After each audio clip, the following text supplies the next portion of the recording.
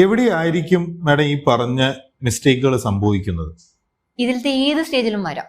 Okay. ഇപ്പൊ നമ്മൾ extract ചെയ്യുന്നതിന് മുമ്പ് സ്കാൽപ്പ് കറക്റ്റ് ആയിട്ട് സ്റ്റെറിലൈസ് ചെയ്തിട്ടില്ലെങ്കിൽ, നമ്മൾ അവിടെ ഉപയോഗിച്ച് ക്ലീൻ ചെയ്യേണ്ട കുറെ കാര്യങ്ങളുണ്ട്, അത് കറക്റ്റ് ആയിട്ട് ചെയ്തിട്ടില്ലെങ്കിൽ, സ്ലിറ്റ് ഇടുമ്പോൾ ഓട്ട ഉണ്ടാക്കുന്ന സമയത്ത് നമ്മൾ സ്കിന്നിലേക്ക് ഓട്ട ഉണ്ടാക്കുകയാണല്ലോ, അവിടെ ക്ലീൻ ആയിട്ട് ചെയ്തില്ലെങ്കിൽ, ഈവൻ നമ്മൾ ഉപയോഗിക്കുന്ന ഗ്ലൗസ് ആർ വെരി ഇമ്പോർട്ടന്റ്. അത് അത്രയും സ്റ്റെറൈൽ ആയിട്ടല്ല. അപ്പൊ നമ്മൾ ഗ്ലൗ ഇട്ട് കഴിഞ്ഞിട്ട് നമ്മൾ മേശ പിടിക്കാൻ പോയി അല്ലെങ്കിൽ ഡ്രസ്സ് ശരിയാക്കാൻ പോയി, ഈ ഡ്രസ്സിലോ മേശയിലോ ഒക്കെ ഉള്ള ഇൻഫെക്ഷൻ നമ്മുടെ ഗ്ലൗവിൽ വരാം, അതന്നെ നമുക്ക് സ്കാൽപ്പിലേക്ക് ട്രാൻസ്മിറ്റ് ചെയ്യാം.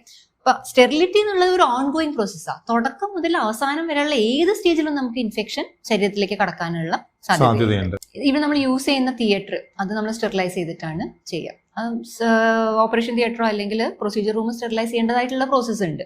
അത് ചെയ്യുന്നില്ലെങ്കിൽ, നമ്മുടെ ഇൻസ്ട്രുമെന്റ്സ് സ്റ്റെറിലൈസ് ചെയ്തിട്ടില്ലെങ്കിൽ, നമ്മൾ ഇടുന്ന ഗൗൺസ് സ്റ്റെറൈൽ ആയിട്ടില്ലെങ്കിൽ, ഹെയർ ക്യാപ്പ് സ്റ്റെറൈൽ ആയിട്ടില്ലെങ്കിൽ, എല്ലാ സ്റ്റേജിലും ദിസ് ഇസ് ഇമ്പോർട്ടൻറ്റ്.